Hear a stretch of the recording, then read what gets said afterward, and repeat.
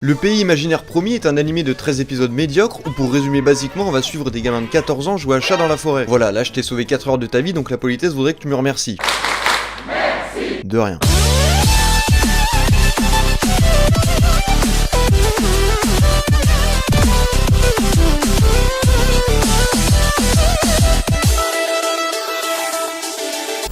Bon, j'abuse un peu, l'animé n'est pas si horrible qu'il en a l'air, même si les gosses ont leur bouche un peu trop près du nez. Que Secret Stories The Animation ça sonne mieux que le titre original, et que les persos ont une intelligence qui varie en fonction du scénario, bon, l'animé se défend. Il se défend aussi bien que le gouvernement face à la crise du Covid-19, mais il fait ce qu'il peut. Sur le plan technique déjà, c'est pas la folie.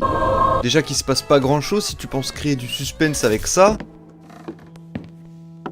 Arrête. Bon frérot, je me fais juste chier là, si je veux m'endormir, je mets 10 heures d'ASMR d'une coréenne qui bouffe des calamars. Regarde pas Promise Neverland pour entendre le bois qui craque sous les pas d'un mec qui pèse 30 kilos et qui s'appelle Norman. Norman, enculé! Tu vas faire quoi en fait? Des vidéos?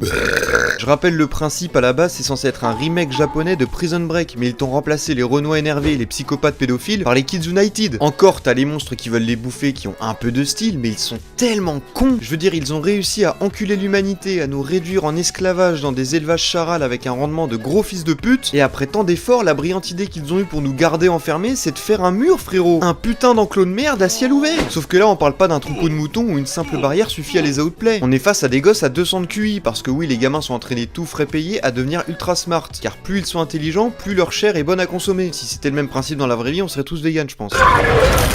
Mais quand ton projet c'est de les éduquer de façon à les rank up challenger en quelques semaines, tu te doutes bien qu'ils risquent de découvrir la supercherie qui se trame et qu'ils vont tenter par la suite de s'enfuir. À ce moment-là, ton mur il va être useless. Inutile en français. Pourtant, avec le budget et la technologie qu'ils ont, ils devraient pouvoir faire quelque chose d'un peu moins standard. Genre un dôme à tout hasard. Enfin, vous êtes parvenus à mettre en laisse les humains, faites un petit effort quand même. Et puis un mur, bordel. Alors je force avec ça, mais forcément t'as des enculés qui te font des parallèles avec SNK. Les SNK fac, de toute façon, dès qu'ils voient un mur, c'est une référence à l'attaque des titans pour ces enculés. Eh, c'est sympa votre clinique.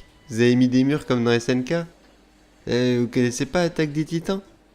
On lui a mis combien de doses de morphine? Non mais niveau sécurité, c'est du foutage de gueule, sérieusement. Là pour le coup, vous auriez dû vous inspirer de nous les gars. Putain, la meuf a un GPS qui clignote pour lui indiquer où sont les gosses dans la ferme. Matez-moi ce truc. Y a aucune précision, bordel. Pourquoi vous avez pas juste mis en place des caméras cachées, ou encore plus efficaces, et là je risque de vous choquer, des serrures? Laissez-moi sortir!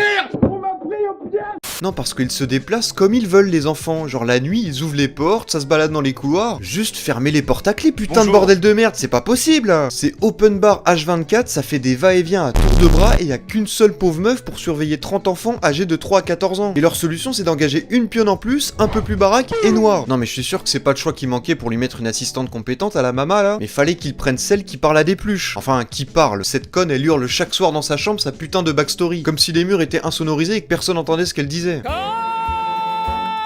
Bonjour, si tu cherches une solution à ton problème de voisin bruyant, je te recommande d'écouter mes arguments jusqu'au bout de la vidéo parce que j'ai construit mon texte ainsi. C'est la cour de récré cet animé, sérieusement 13 épisodes à regarder des enfants marcher et courir dans un orphelinat. Oui, c'est le nom de code qu'ont trouvé les monstres pour dire camp de concentration pour enfants en bas âge. Ah là, ils ont eu de l'inspiration, j'ai rien à dire. Bref, les trois mousquetaires se chargent de mettre en place la rébellion pour sortir de cet endroit. Ils arrivent à convaincre tout le reste des gamins de les suivre parce que, je sais pas, ils avaient un argumentaire en béton armé, faut croire.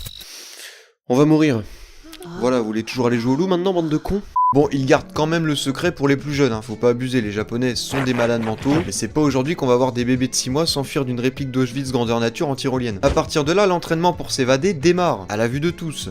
Et personne dit rien. Voilà. Ah non mais la mama est au courant de tout depuis le 2e épisode, mais plutôt que de dire à sa hiérarchie que la surveillance d'autant de morveux sur 1 km² toute seule, ça devient chaud et qu'il faudrait soit tous les buter parce qu'ils savent tout, soit augmenter la sécurité en passant par les moyens de surveillance traditionnels, eh bien...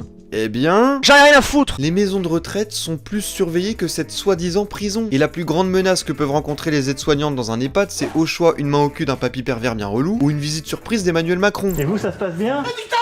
Bon, et ce plan d'évasion, ça donne quoi alors? Les gamins au CDI, non. La cantine, non plus. La cour de récré, toujours pas. Putain, mais c'est la petite maison dans la prairie, on est où là? On m'a vendu une série thriller, science-fiction et dark fantasy. Elle est où ta fantasy noire, à part elle et les couloirs sombres de leur école maternelle, enculé? Alors je refuse d'avoir payé un abonnement Wakanim pour cette merde là.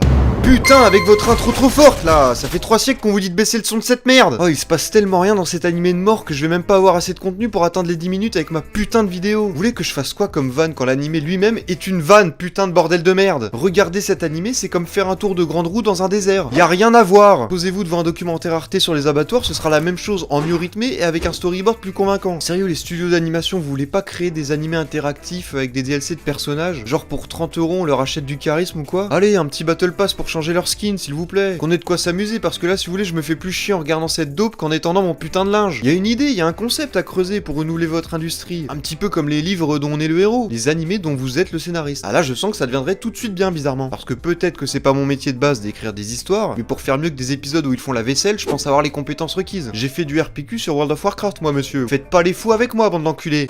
Oh! La cervelle de l'humour! Putain, même les persos secondaires commencent à en avoir ras le cul de leurs décisions foireuses, là, let's go! L'histoire elle-même se retourne contre les protagonistes, c'est incroyable ce qui se passe. Putain, y'a Kylian qui veut carrément s'immoler tellement il en a ras le cul. Mais non! Parce qu'en fait, c'était une feinte. Pendant qu'il fait semblant de se suicider, la rousse et Norman... Ah non, lui, il est mort. Bah, j'ai oublié. Donc la rousse, Kylian et les autres arrivent à s'enfuir. Mais le boss final de l'animé les attend. Alors, à votre avis, les gros monstres de 500 kilos bien vénères? La chef des mamas, aka la vieille qui sourit en gros plan? La mama elle-même qui les a rattrapés? Non, non et non! Le seul, l'unique